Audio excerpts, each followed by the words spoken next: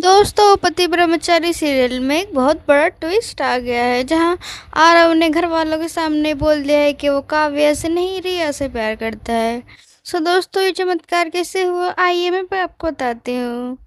Hello hello hello everyone, welcome to it's me and your favourite show Pati Brahmachari two days review. दोस्तों, पिछले episode हमने देखा था कि उसके आगे से स्टार्टिंग होती है कि जहाँ आरव ने सबके सामने बोल दिया होता है कि वो काव्या से नहीं रिया से प्यार करता है। लेकिन जो होती है काव्या पूछती है, आरव आप ऐसे कर सकते हैं, आप तो मुझसे प्यार करते हैं ना, आप ऐसे ऐसे कैसे। लेकिन आरव बोलता है कि सॉरी काव्या, तुम्हें गलतफहमी हो गई थी, मैं तो तुम्हें एक अच्छा दोस्त समझता था। सूरज आग बबूला हो जाता है आरव की बातों से और बहुत गुस्सा करता है। और का ईसा भी आरव से पूछती है कि आरव तू ऐसा कैसे कर सकता है, तूने कल ही मुझसे बोला था कि तू काव्या से बहुत प्यार करता है, अब तो अपनी बात से पलट रहा है। और उसको एक जोर का चाटा मारती है। और जो काव्या के पापा रहते हैं उसको बोलते हैं आरव को कि जिसकी आंखों में इतना डर हो वो प्यार क्या ही करेगा, क्या पता कल बोल दे किसी और से प्यार करता है, भी किसी और से। फिर उसको बहुत सुनाता है सूरज आरव को। भी सरला आंटी आती है, आरव आरव को जोर का चाटा लगाती हैं और उससे लेकिन कुछ कहती भी नहीं है। तभी आरव उनके सामने हाथ जोड़ के झुक के बोलता है कि सरला आंटी आपके हाथ में है कि कि रिया की शादी होगी तो आपकी मर्जी से होगी, मैं आपके जवाब का इंतज़ार करूँगी। फिर जो होता है सूरज बोलता है आरव से, तू अपनी ज़बान और आंखें नीचे कर, आवाज़ और आंखें नीचे करके बोल। फिर जो आरव होता है वो भी सूरज को ही घूर रहा होता है। फिर जो सूरज होता है वो काउंटिंग बोलता है, मैं 10 तक काउंटिंग करूँगा, अगर तू यहाँ से 10 गिनने तक नहीं गया तो मैं तेरी बहुत पिटाई करूँगा। फिर ईशा आरव को समझाती है और उसे भेज देती है। आरव के जाने के बाद सूरज ईशा को ब्लेम करता है, बोलता है कि ये सब आपकी वजह से होता है, आपने तो कुछ और ही प्यार का मतलब समझाया था, आपके भाई को तो कुछ और ही मतलब समझा के गया।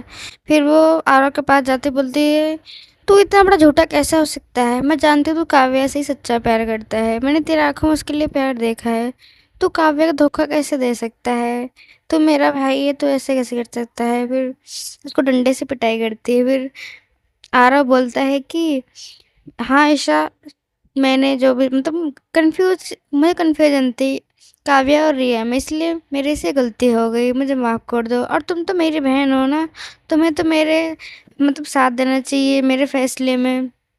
लेकिन ईशा बोलती है कि नहीं, जो तुम्हारा फैसला दिल से नहीं होता है मैं उसमें तुम्हारा साथ नहीं दे सकती, कभी नहीं दूंगी।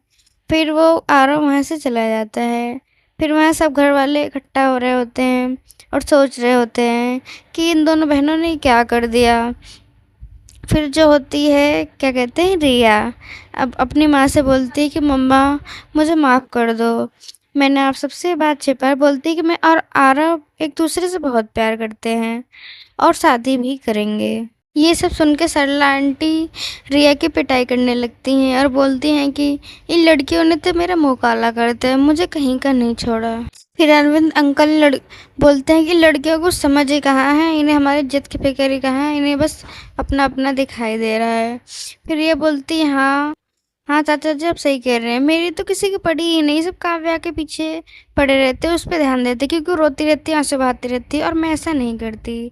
मैं तो आरव से प्यार करती, उससे ही शादी करूँगी, कोई इस शादी के लिए हाँ राजी हो या ना हो। फिर काव्या बोलती है नहीं, मैं आरव से प्यार करती हूँ, तुम इतना झूठ कैसे बोल सकती हो। फिर जो है रिया बोलती है कि तू तो हमेशा आंसू बहाती रहती है ना, हमेशा आरव के सामने आंसू बहाती रहती थी कि मुझसे शादी कर लो, फिर मैंने ही अपना प्यार सेक्रीफाइस किया। ये सब बोलती है। इन सब बातों को सुन के काव्या और दुखी हो जाती है और बहुत रोने लगती है। ईशा उसके पास जाने लगती है, अरविंद अंकल उसको रोकते हैं और काव्या के पास जाके बोलते हैं मेरी बेटी इतनी कमज़ोर नहीं हो सकती, मैंने उसे इतना कमज़ोर नहीं बनाया, इतनी कि बेकार परवरिश नहीं दी कि बस रोती रहे, तू मजबूत है, मेरी बेटी है, और रोना धोना बंद कर। फिर काव्या खाना बनाने के लिए चली जाती, लेकिन बहुत देर से चाकू से प्याज काट रही होती है धार-धार, और ईशा को उसको रोकती है। तभी काव्या ईशा को गले लगा लेती है और बहुत रोकती है। बोलती है, भाभी मेरी क्या गलती है, मैंने तो बस प्यार के बदले प्यार किया है। और तभी सूरज आ जाता है और बोलता है कि मेरी बहनों से दूर रहिए। ये सब जो हुआ है आपकी वजह से हुआ है, आपके और आपके भाई की वजह से। आप दोनों एक जैसे ही हैं। आप रईसों के कारनामे आप ही जाने, हमारे घर में ऐसा नहीं होता। कृपया मुझे माफ़ करें और अपने रास्ते जाइए। मुझे और मेरे परिवार को बख्श दीजिए। ईशा कहती है, भले ही मैंने तुमसे रिश्ता नहीं बनाया, लेकिन मैंने इस घर में और लोगों से रिश्ता बनाया। फिर सूरज बोलता है, हाँ हाँ, इन सब की रिश्ता तो बनाया आप, लेकिन इन सब की परेशानी की वजह भी तो आप ही रही हैं। तभी सूरज के पापा आते हैं और वो काव्या को खाना लगाने के लिए बोलते हैं और बोलते हैं कि अभी काव्या का बाप मरा नहीं, वो जिंदा है, उसके लिए एक अच्छा लड़का ढूंढ सकता है अभी भी। फिर सीन शिफ्ट होता है गुलाब हवेली में, जहाँ आरव अपने घर पहुंचता है। फिर वो काव्या से जुड़े यादों को याद करता है और तभी उसके पास रिया का कॉल आता है। दोस्तों, हमें अब यह पता चल जाएगा कि कैसे, मतलब कि आरव ने क्यों अपनी बात पलटी और क्यों वो सबसे बोला कि वो काव्या से नहीं रिया से प्यार करता है। रिया आरव को कॉल करके बोलती है कि इस बेचारी लड़की से जो तुमने किया उसका हर्जाना तो भुगतना पड़ेगा तुम्हें।